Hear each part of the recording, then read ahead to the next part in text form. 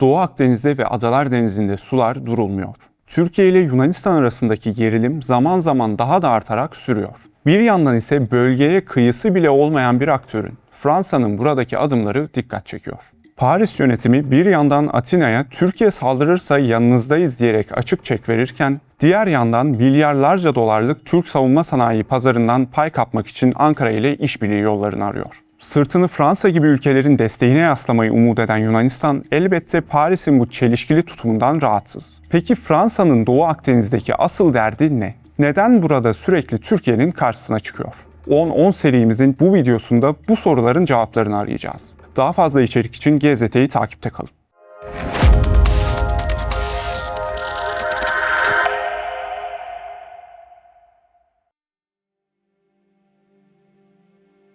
Fransa, Akdeniz'e kıyısı olan bir Avrupa ülkesi olsa da Doğu Akdeniz havzasında hiçbir meşru deniz yetki alanına sahip değil. Paris'in buradaki ana motivasyonu Afrika'da kaybettiği sömürgeci gücünü ve küresel itibarını Akdeniz'de yeniden kazanma çabasıdır. Nitekim Paris yönetimi Mali, Nijer ve Çad'ın ardından Senegal ve Fil-dişi sahilindeki askeri üslerini de yerel yönetimlere devrederek Afrika kıtasından adeta utanç verici bir şekilde kovuldu. Yüzyıllardır sömürdüğü topraklardan askerlerini çekmek zorunda kalan Emmanuel Macron, kıtada kaybettiği bu jeopolitik ağırlığı ve küresel prestiji Akdeniz'de telafi etmeye çalışıyor.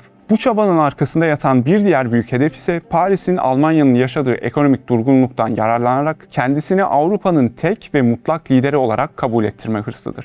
İngiltere'nin de birlikten ayrılmasıyla AB içindeki tek nükleer güç ve BM Güvenlik Konseyi daimi üyesi olarak kalan Fransa, Avrupa stratejik özelliği kılıfı altında tüm kıtanın askeri liderliğine soyunuyor. Macron yönetimi Doğu Akdeniz'e Avrupa'nın güney sınırı ilan ederek ve Atina'yı arkasına alarak AB'nin ortak savunma politikasını kendi ulusal çıkarları doğrultusunda şekillendirmeye çalışıyor. Kendi ordusunu Avrupa'nın koruyucusu gibi pazarlayan Paris, bu sayede hem AB bütçesinden savunma sanayine fon akıtmayı hem de kıtanın jeopolitik rotasını tek başına çizmeyi amaçlıyor. Fransa, Libya, Suriye ve Lübnan gibi kırılgan hatlarda kaybettiği nüfuzu Doğu Akdeniz'deki devasa doğal gaz yatakları üzerinden telafi etmek istiyor. Fransız enerji devi Total'in özellikle Kıbrıs adası çevresindeki milyarlarca dolarlık girişimleri Paris hükümetinin dış politikasını bir nevi dikte ediyor. Rumlarla apar topar imzalanan askeri antlaşmaların ve Atina'ya verilen açık çeklerin arkasında bu milyarlarca metreküplük gazı Türkiye'yi dışlayarak Avrupa'ya pazarlama hedefi atıyor. Türkiye'nin bölgedeki sondaj gemileriyle ve Mavi Vatan doktriniyle bu enerji tekelini kırması, Fransa'nın Akdeniz'i adeta bir Fransız gölü haline getirme rüyasının önüne set çekiyor. Zira Ankara'nın Libya ile imzaladığı deniz anlaşması Fransa'nın Akdeniz'deki bu planlarını ortadan ikiye böldü. Yani Fransa'nın başlıca 3 hedefi var diyebiliriz. Kaybedilen nüfuzun yeniden kazanılması, enerji çıkarları ve Avrupa liderliğinin kanıtlanması. Fransız lider Emmanuel Macron'un her fırsatta Atina'ya giderek Türkiye'ye karşı Yunanistan'ın arkasındayız demesi sahada çok somut ve milyarlarca avroluk askeri sevkiyatlarla destekleniyor. Fransa, Atina yönetimiyle imzaladığı savunma tedarik anlaşmaları kapsamında Yunanistan'ı çok ciddi bir silah envanteriyle donatıyor. Bu kapsamda Yunanistan Hava Kuvvetleri, Fransa merkezli Dassault Aviation şirketinden toplamda 24 adet Rafale savaş uçağı satın aldı ve bu jetlerin tamamı Tanagra hava üssündeki 332. filoda operasyonel hale getirildi. Yunan ordusu bu jetlerin vuruş gücünü artırmak amacıyla Fransa'dan uzun menzilli Meteor havadan havaya füzeleri ve envanterindeki mevcut Mika füze sistemleri için kapsamlı modernizasyon paketleri tedarik etti. Ayrıca bu jetlerin hava operasyonlarındaki etkinliğini artırmak amacıyla Thales üretimi AESA radarları da bu paketlerle birlikte Atina'ya teslim edildi. Deniz kuvvetleri ayağında ise Naval Group tersanelerinde inşa edilen toplam 4 adet FDI Belhara sınıfı fırkateyn projesi takvime uygun olarak ilerliyor. Serinin ilk gemisi olan HS Kimon, 15 Ocak 2026'da resmen Yunanistan sularına giriş yaparak Salamis deniz üstünde envantere katıldı. Şu günlerde ise serinin ikinci gemisi olan Nearkos ve üçüncü gemisi Formion için deniz testleri Fransa'da icra edilmektedir. Fransa bu devasa deniz projesinde Atina'nın yerli sanayisini de sisteme dahil etmek adına Yunan tersaneleriyle stratejik ortaklıklar kurdu. Üçüncü fırkateyn olan HS Formion'un bazı tekne bloklarının inşasını doğrudan Yunanistan'daki Salamis tersanesine devretti. Bu sayede gemilerin bölge koşullarına lojistik adaptasyonu hızlanıyor. Yunanistan bu gelişmiş savaş gemilerini Fransa'dan aldığı Aster-30 hava savunma füzeleri, Mu-90 hafif torpidoları ve kıyı hedeflerini de vurabilen Block Exocet gemi savar füzeleriyle silahlandırıyor. Fransa'nın Atina'ya yönelik bu devasa silah arzı son olarak Nisan 2026'da Fransa'nın Yunanistan'ın elindeki eski Mirage 2000 jetlerini Ukrayna'ya transfer etmesi karşılığında indirimli fiyattan yeni Rafale jetleri sağlama teklifiyle yeni bir boyuta taşınmış durumda. Yani sahada somutlaşan bu ittifakın temelinde milyarlarca avroluk gemi, uçak ve gelişmiş füze sistemlerinin kesintisiz satışı yer alıyor. Fransa, uluslararası hukuku hiçe sayarak Kıbrıs Rum yönetimiyle adadaki askeri üsleri kullanmak ve buraya Fransız askeri personeli konuşlandırmak üzere yeni bir anlaşma imzaladı. Ancak bu hamle 1960 garanti ve ittifak anlaşmalarına tamamen aykırıdır. Bu antlaşmalara göre garantör ülkeler olan Türkiye, İngiltere ve Yunanistan'ın onayı olmadan adaya üçüncü bir devletin askeri güç konuşlandırması kesinlikle yasaktır. Çünkü 1960 antlaşmaları Kıbrıs'ın herhangi bir ittifaka katılması veya başka bir devletin askeri üssü haline getirilmesi durumunda tüm garantörlere tek taraflı müdahale hakkı tanımaktadır. Üstelik Kıbrıs Cumhuriyeti'nin kurucu anayasası adanın toprak bütünlüğünü bozacak veya tarafsızlığını zedeleyecek her türlü yabancı askeri konuşlandırmayı kesin bir dille yasaklar. Fransa'nın adadaki varlığı Birleşmiş Milletler Güvenlik Konseyi'nin adada tarafların statüsünü korumayı amaçlayan kurallarıyla da açıkça çelişmektedir. Fransa, Rum tarafının gayrimeşru yapısını kullanarak adayı askerileştiriyor, Akdeniz'in göbeğine Türkiye'yi güneyden de kuşatmayı amaçlayan korsan bir askeri karakol inşa etmeye çalışıyor. Bu, kuvvetlerin statüsü anlaşmasına karşı Türkiye ve KKTC resmi açıklamalarla tepki gösterdi. Kuzey Kıbrıs Türk Cumhuriyeti Dışişleri Bakanlığı yaptığı resmi açıklamada tarafların bu anlaşmayı insani amaçlı olarak nitelendirmesine karşılık bu adımın esasen Güney Kıbrıs Rum yönetiminin askeri kabiliyetlerini artırmaya yönelik olduğunu ve adadaki hassas dengeleri bozmayı amaçladığını belirtti. Anlaşmanın KKTC açısından geçersiz ve yok hükmünde olduğunu ilan etti. En sert ve net uyarı ise Milli Savunma Bakanlığı'ndan geldi. Bakanlık yaptığı resmi açıklamada Fransa'nın Kıbrıs'ta garantörlük sıfatı bulunmadığının altını çizdi. Adadaki hassas dengeleri tek taraflı değiştirmek isteyen ve Kıbrıs Türklerinin egemen eşitlik haklarını göz ardı eden Güney Kıbrıs Rum yönetimiyle yapılan bu anlaşmanın 1960 Kıbrıs anlaşmalarına ve uluslararası hukuka aykırı olduğu belirtildi. Bakanlık hiçbir meşruiyete sahip olmayan ve sonuçları üzerine dikkatle düşünülmeyen bu ve benzeri adımların adanın güneyi için tehlikeli sonuçlar doğuracak nitelikte olduğunu ilan etti. Bakanlık ayrıca bölgedeki hassas dengeleri göz ardı eden ve Türkiye ile KKTC'nin hak ve menfaatlerini hedef alan hiçbir askeri ittifakın sahada başarı şansı olmadığını vurguladı. Net bir uyarı yapıldı. Türk Silahlı Kuvvetleri, Kıbrıs Türklerinin güvenliğini tehdit eden hasmane tutumlara karşı en sert cevabı verme güç ve kararlılığındadır denildi. 25 Nisan 2026 tarihinde Yunanistan'ın başkenti Atina'da bir araya gelen Fransa Cumhurbaşkanı Emmanuel Macron ve Yunanistan Başbakanı Kyriakos Mitsotakis, iki ülke arasında ilk olarak 2021 yılında imzalanan güvenlik ve savunma alanında stratejik ortaklık anlaşmasının süresini resmen 5 yıl daha uzattı. Bu kritik zirve sırasında düzenlenen ortak söyleşide Macron, Türkiye'yi doğrudan hedef alan ve Atina'ya açık çek veren çok net açıklamalara imza attı. Fransız lider Katimerini gazetesinin düzenlediği söyleşide Türkiye'den gelebilecek olası bir güvenlik hamlesine atıfta bulunarak her ne olursa olsun biz orada sizin yanınızda olacağız ifadelerini kullandı. Anlaşmada yer alan karşılıklı savunma yardımı maddesinin iki ülke için kesinlikle tartışmaya kapalı olduğunu vurgulayan Macron, egemenliğinize meydan okunursa ne yapmanız gerekiyorsa yapın. Biz burada olacağız diyerek Atina'ya yönelik askeri taahhütlerini yineledi. Bu cevabı kendisine özellikle Doğu Akdeniz'de ve Adalar Denizi'ndeki sözde Türk tehdidine dair yöneltilen soruya verdi. Bu keskin çıkışın hemen arkasından iki liderin imzaladığı yeni, geliştirilmiş kapsamlı stratejik ortaklık metnine Türkiye'yi doğrudan etkileyecek çok kritik bir madde eklendi. Fransa, Yunan Hava Kuvvetleri'nin elindeki Fransız yapımı mevcut Mika füzelerinin kesintisiz lojistik desteğini ve modernizasyonunu içeren yeni bir savunma sanayi sözleşmesine imza atarak sahada Atina'ya somut bir mühimmat garantisi sağladı.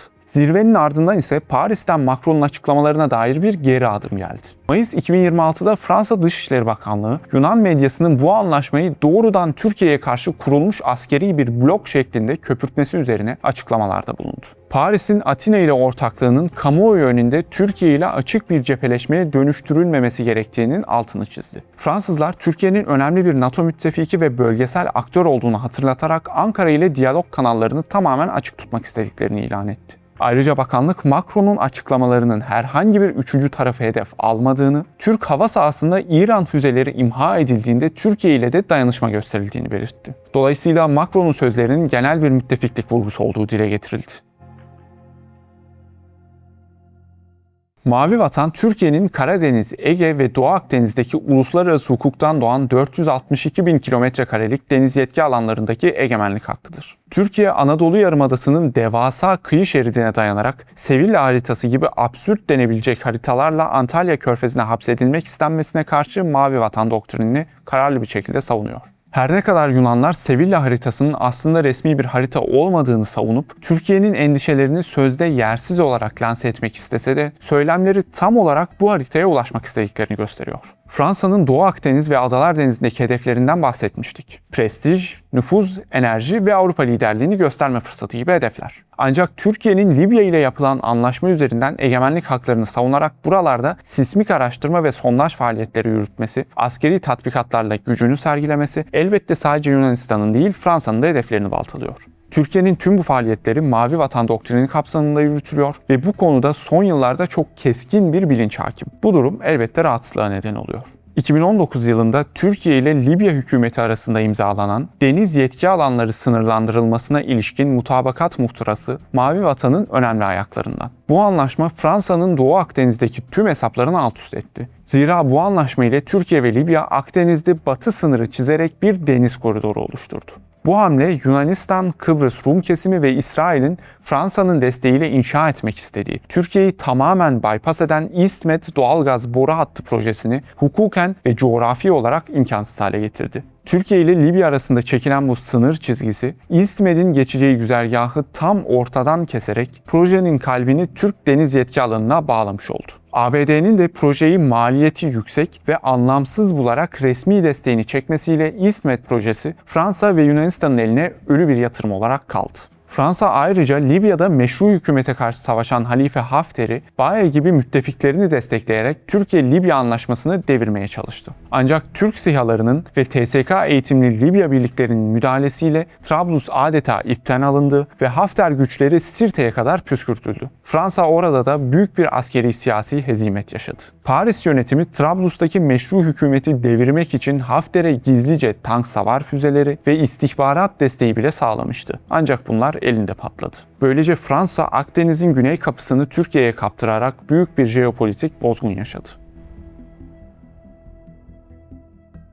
Fransa'nın Afrika kıtasındaki tarihsel ve kolonyal nüfuzu son yıllarda yapısal bir çöküş sürecine girdi. Ancak Paris'in bölgedeki askeri ve siyasi varlığının sona ermesi doğrudan bir dış müdahaleden ziyade Mali, Burkina Faso ve Nijer gibi Sahel kuşağı ülkelerinde yaşanan askeri darbeler ve halk tabanındaki güçlü Fransız karşıtlığı nedeniyle gerçekleşti. Yerel yönetimlerin ikili askeri anlaşmaları tek taraflı feshetmesi üzerine Fransız ordusu terörle mücadele adı altında yıllardır konuşlandığı üsleri tamamen boşaltarak bu üslerden çekilmek zorunda kaldı. Türkiye ise bu kaos ortamında tamamen rasyonel, devletler arası meşruiyete dayalı savunma sanayi ortaklığı ve askeri kapasite inşası modelleriyle sahada güçlü şekilde yer edindi. Bu durum sadece Fransızlar arasında değil, Alman siyasetçiler arasında bile yankılanıyor. Afrika ülkelerinin kendilerine parmak sallayan Batı devletleri yerine kendilerini ciddiye alan Türkiye gibi ülkelerle işbirliğini tercih ettiği vurgulanıyor. Ankara, Sahel bölgesindeki güvenlik boşluğunu doldurmak için anti-terör operasyonlarında yüksek etkinlik gösteren Bayraktar TB2 SİHA'ları, Hürkuş C hafif taarruz uçakları ve zırhlı araç envanterini bölge ordularına tedarik ederek stratejik bir tedarikçi konumuna geldi. Türkiye bu askeri arz politikasını sahada kalıcı eğitim mekanizmalarıyla da destekleyerek Fransa'nın eski nüfuz alanlarında kurumsal bağlar inşa ediyor. Üstelik Afrika ülkeleriyle sadece askeri alanda değil, çok sayıda farklı alanda da işbirliği geliştiriliyor. Türkiye bu ülkeleri birer sömürü fırsatı olarak değil, karşılıklı fayda kapsamında ortaklar olarak görüyor. En somut örnek Nijer, Çad, Senegal ve Mali gibi ülkelerde görülmektedir. Fransa'nın Doğu Akdeniz'de Türkiye'ye karşı yürüttüğü agresif politikanın temelinde yatan unsurlardan biri işte tam olarak bu. Paris, kıtadaki ekonomik ve askeri tekellerini Türkiye gibi yükselen aktörlere kaptırdıkça Akdeniz havzasında cepheler açarak kaybettiği küresel gücü ve nüfuzu dengelemeye çalışıyor. Türkiye'nin Afrika'daki varlığı ile Mavi Vatan hamlesi aslında aynı küresel jeopolitik stratejinin birbirini tamamlayan parçaları. Afrika'da etkisini kaybeden Fransa, Doğu Akdeniz'deki hamleleriyle Türkiye'nin bu stratejisindeki önemli bir halkayı çözmeyi amaçlıyor. Dönemin Dışişleri Bakanı Mevlüt Çavuşoğlu'nun da vurguladığı gibi Fransa, Afrika'da kendisine kaybettiren sömürgeci kafa yapısını yine Doğu Akdeniz bölgesinde de uygulamaya çalışıyor. Türkiye ise kıtada bir kazan-kazan yaklaşımı içerisinde ve Fransız yetkililer Türkiye'nin böylece gittikçe önemli bir aktör haline gelmesinden rahatsız olduklarını her fırsatta, her açıklamada gösteriyorlar. Fransa'nın Türkiye'ye yönelik bu yaklaşımı sadece denizlerle sınırlı değil. Paris, Ankara'yı hem karadan hem de denizden adeta kıskaca almayı hedefleyen ikili bir jeopolitik kuşatma planı yürütüyor. Bu planın deniz ayağı Doğu Akdeniz'de Yunanistan ile, kara ayağı ise Suriye'nin kuzeyinde terör örgütleriyle işliyor. Cumhurbaşkanı Emmanuel Macron'un Elize Sarayı'nda PKK terör örgütünün Suriye uzantısına bağlı yöneticileri defalarca resmi protokolle, kırmızı halıyla ağırlaması bu stratejinin en somut diplomatik dışavurumuydu. Paris yönetimi Suriye'nin kuzeyinde terör örgütünün bir zamanlar işgal ettiği Ayn İsa, Tabqa ve Ömer petrol sahası gibi stratejik noktalarda gayri resmi olarak konuşlandırdığı yüzlerce askeri unsuruyla PKK-YPG'ye doğrudan saha, eğitim ve koordinasyon desteği sağladı. İşin içine Fransız devletinin istihbarat bilgisi dahilinde hareket eden sermaye devleri de girdi. Fransız çimento devi Lafarge skandalı bu kuşatma planının lojistik altyapısını deşifre etti. Lafarge'ın Suriye'de DAEŞ ve YPG terör örgütlerine tünel, sığınak ve askeri tahkimat yapımı için milyonlarca ton çimento sağladığı, terör örgütlerine milyonlarca avro fon aktardığı uluslararası mahkeme kayıtlarına geçti. Aslında tüm bunlar birbiriyle bağlantılı. Suriye'de terör örgütüne sağlanan koruma kalkanı ile Adalar Denizi ve Akdeniz'de Atina'nın arkasına dizilen Fransız donanması birbirini tamamlayan tek bir amaca hizmet ediyor. Türkiye'nin etki alanını kırmak, sınırlarını hapsetmek ve bölgesel bir süper güç olmasını, nüfuz kazanmasını engellemek. Bahsettiğimiz bu kara ayağı Ocak ayında Suriye hükümetinin terör örgütünün işgalindeki toprakların çok büyük bir kısmını kısa sürede kontrol altına alıp özgürleştirilmesiyle baltalandı. Lübnan ise Fransa'nın planları kapsamında bir sonraki sürtüşme alanı olabilir. Zira Fransızlar Türkiye'nin Lübnan ile gittikçe daha yakından ilgilenmesinden ciddi rahatsızlık duyuyorlar. Türkiye, Yunanistan'ın Fransa ve İsrail gibi müttefiklerinin arkasına sığınarak yürüttüğü girişimlere sahada güçlü bir şekilde karşılık veriyor. Bu karşılığın en önünde elbette Türk Deniz Kuvvetleri yer alıyor. Ankara, Doğu Akdeniz'deki egemenlik haklarını korumak için eş zamanlı olarak hem askeri varlık gösteriyor hem de Türk savunma sanayi eliyle donanmasını adım adım baştan aşağı yeniliyor. Türk Deniz Kuvvetleri, deniz kurduğu Mavi Vatan ve Akdeniz Kalkanı gibi uluslararası katılımın da sağlandığı geniş ölçekli tatbikatlarla her an harekata hazır, eksiksiz bir güç portresi çiziyor. Yüzlerce gemi, denizaltı, hava unsuru ve yerli SİHA'ların koordinasyon içinde yer aldığı bu tatbikatlar Türkiye'nin bölge hakimiyetini ortaya koyuyor. Üstelik bu tatbikatların yerli teknolojiler ve silahlarla icra edilmesi bu mesajı daha da güçlü hale getiriyor. Bu caydırıcılığın arkasındaki en büyük güç ise Milgen projesi ve yerlilik oranı %80'leri aşan yeni donanma unsurları gibi faktörler. Dünyanın ilk SİHA gemisi ve Türk donanmasının amiral gemisi olan TCG Anadolu, Akdeniz'deki güç dengesini Türkiye lehine kökten değiştirdi. TCG Anadolu liderliğindeki yerli fırkateynler, ada sınıfı korvetler ve denizin altındaki sessiz güç olan reis sınıfı modern denizaltılar, Akdeniz'de kuvvetli bir caydırıcılık duvarı örmüş durumda. Mavi Vatan'daki bu askeri varlık sadece deniz yüzeyindeki gemilerle de sınırlı kalmıyor. Savunma sanayinin geliştirdiği yerli İHA ve SİHA unsurları kesintisiz havada kalarak deniz kuvvetlerine anlık istihbarat ve gözetleme desteği sağlıyor. Bu durum donanmanın sahadaki durumsal farkındalığını ve karar alma hızını en üst seviyeye çıkarıyor. Bununla birlikte Türk savunma sanayinin ulaştığı teknolojik bağımsızlık, yabancı aktörlerin olası ambargo ve kısıtlama girişimlerinde etkisiz kılıyor. Geçmişte dışa bağımlı olunan seyir füzeleri, torpidolar ve hava savunma sistemleri artık yerli imkanlarla üretilerek gemilere entegre ediliyor. Kendi mühimmatını ve komuta kontrol sistemini üreten bir donanma, lojistik ve operasyonel açıdan tam bağımsız bir hareket kabiliyeti kazanıyor. Tüm bu anlattıklarımızın yanı sıra bir de madalyonun diğer yüzü var. Madalyonun bu diğer yüzü aslında yine Türk savunma sanayinin başarılarıyla ilgili. Avrupa savunma sanayinin mevcut konjonktürde Türkiye'ye olan ihtiyacı giderek artıyor. Bu durumun arkasındaki en büyük etken ABD'nin Avrupa'dan uzaklaşması. Güvenlik mimarisinde yalnız kalma endişesi yaşayan Avrupa ülkeleri, askeri üretim kapasitesini hızla artırmak ve rüştünü ispatlamış aktörlerle ortaklık kurmak zorunda. Özellikle Ukrayna'daki savaşla birlikte mühimmat, zırhlı araç ve hava savunma alanlarında büyük bir üretim darboğazı yaşayan Avrupa orduları yönünü Türkiye'nin devasa üretim kapasitesine çeviriyor. Avrupa Birliği genelinde mühimmat kıtlığı yaşanırken Arka Savunma gibi Türk şirketleri tek başına Avrupa'nın toplam aylık topçu mühimmatı üretim miktarını geride bırakacak bir kapasiteye ulaşıyor. Uluslararası raporlara göre son dönemde Avrupa ülkelerinin envanterine kattığı yeni nesil konvansiyonel silahların %25'ten fazlası Türk savunma sanayi firmaları tarafından karşılanıyor. İtalyan savunma devi Leonardo, Avrupa ordularının ihtiyaç duyduğu insansız sistemler için Baykar ile ortaklık geliştirirken, İtalyan donanması, amiral gemisi Cavour uçak gemisinde konuşlandırmak üzere Bayraktar TB3 tedarik etmeyi planlıyor.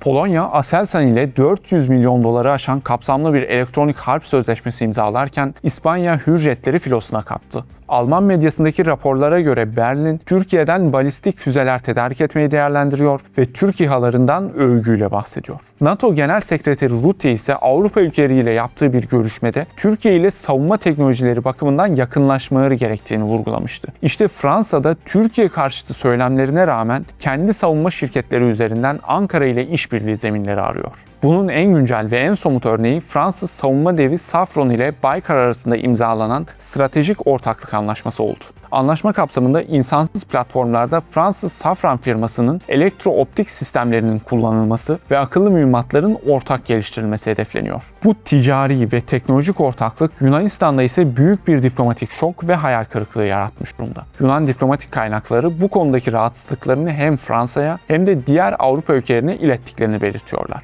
Fransa'nın bu yaklaşımı sadece insansız sistemlerle de sınırlı kalmıyor. Paris ve Ankara ortak SAMP-T füze savunma sistemi üretimi ve entegrasyonu konusunda müzakereler sürdürüyor. Türkiye'nin savunma sanayindeki yükselişi Fransa'yı ve kıta ortaklarını Ankara ile masaya oturmaya zorluyor. Zira savunmada sırtını yıllarca ABD'ye yaslayan Avrupa, koruma kalkanını kaybetme riskiyle karşı karşıya ve eksiklerini kapatmak için Türk savunma sanayinden yararlanmak istiyor. Doğu Akdeniz'deki güç dengelerinde önemli bir değişime yol açan gelişmelerden biri de Ankara ile Kahire arasında yaşanan diplomatik normalleşme süreci oldu. Mısır yakın geçmişe kadar Yunanistan, Güney Kıbrıs Rum yönetimi ve Fransa ekseniyle tam koordinasyon içinde ortak hareket eden ve Türkiye'yi arka planda bırakan bir politikayı benimsiyordu. Hatta Atina ve Kahire yönetimleri Türkiye-Libya Deniz Anlaşması'nın kapsadığı alanlarla çelişen bir deniz yetki alanı sınırlandırma anlaşması da imzalamıştı. Ancak Türkiye ile Mısır arasında somut adımlarla ilerleyen normalleşme süreci, imzalanan yüksek düzeyli stratejik işbirliği konseyi anlaşmaları ve karşılıklı liderler düzeyindeki resmi ziyaretler bölgedeki bu ittifak yapısını önemli ölçüde değiştirdi. Ankara ve Kahire'nin Doğu Akdeniz'de karşılıklı çıkarlara dayalı bir uzlaşı zeminine yaklaşması, Fransa ve Yunanistan'ın Akdeniz'deki planlarını zora sokuyor. Mısır'ın Türkiye'nin deniz yetki alanı sınırlarını ve kıta sahanlığını gözeterek adım atmaya başlaması Atina'da diplomatik bir endişeye yol açtı. Diplomatik normalleşmenin sahada ulaştığı boyutu ise iki ülke silahlı kuvvetleri arasında yıllar sonra yeniden başlayan ortak askeri tatbikatlar gösteriyor. İki ülke hava kuvvetlerinin katılımıyla Akdeniz'de düzenlenen geniş ölçekli ortak hava tatbikatı ve uzun bir aranın ardından deniz kuvvetlerinin Akdeniz'de icra ettiği ortak deniz tatbikatı, Ankara-Kahire hattındaki koordinasyonun operasyonel seviyeye ulaştığını tescilledi. Yunanistan, Kahire'nin Türkiye ile askeri ve ekonomik alanlarda bu derece yaklaşmasından duydukları rahatsızlığı dönemsel olarak diplomatik kanallardan kamuoyuna yansıtıyor. Sadece Yunanistan değil, İsrail'de Mısır'ın tutumundaki değişimden hem Gazze meselesinde hem de Akdeniz'de Türkiye ile yakınlaşmasından son derece rahatsız. İsrail medyasına göre ABD de iki ülke arasındaki yakınlaşmayı dikkatlice takip ediyor ve şifrelerini çözmeye çalışıyor. Üstelik bu yakınlaşma sadece tatbikatlarla sınırlı kalmıyor. Mısır'ın Türk savunma sanayi ürünlerine olan ilgisi ve iki ülke arasında imzalanan savunma sanayi işbirliği niyet beyanları sahada yeni bir işbirliği modelini beraberinde getiriyor. Mısır'ın sınır güvenliği ve bölgesel dengeler açısından Fransa'nın tedarik ettiği yüksek maliyetli konvansiyonel sistemler yerine Türk teknolojisini alternatif olarak değerlendirmeye alması Fransa'nın bölgedeki askeri ve ticari tedarikçi rolünü de doğrudan etkiliyor. Ayrıca iki ülkenin sıvılaştırılmış doğal gaz ticareti ve enerji nakil hatları konusunda başlattığı ortak çalışma grupları, Doğu Akdeniz gazının Türkiye üzerinden Avrupa'ya taşınması ihtimalini yeniden masaya getiriyor. Sonuç olarak Fransa ve Yunanistan'ın Türkiye'yi Akdeniz'de diplomatik olarak sınırlandırma stratejisi, Ankara'nın Mısır ile giriştiği diyalog ve sahadaki ortak askeri faaliyetler sayesinde bir darbe almış durumda. Ayrıca Yunanistan'ın Türkiye izole halde tezini de boşa düşüren bir unsur.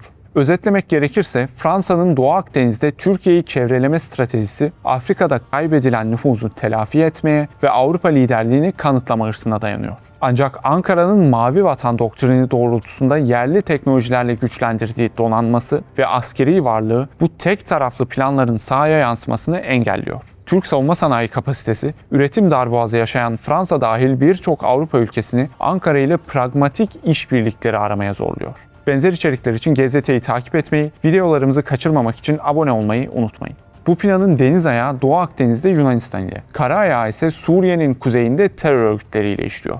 Fransa, uluslararası hukuku hiçe sayarak Kıbrıs Rum yönetimiyle adadaki askeri üsleri kullanmak ve buraya Fransız askeri personeli konuşlandırmak üzere yeni bir anlaşma imzaladı. Ancak bu hamle 1960 garanti ve ittifak anlaşmalarına tamamen aykırıdır.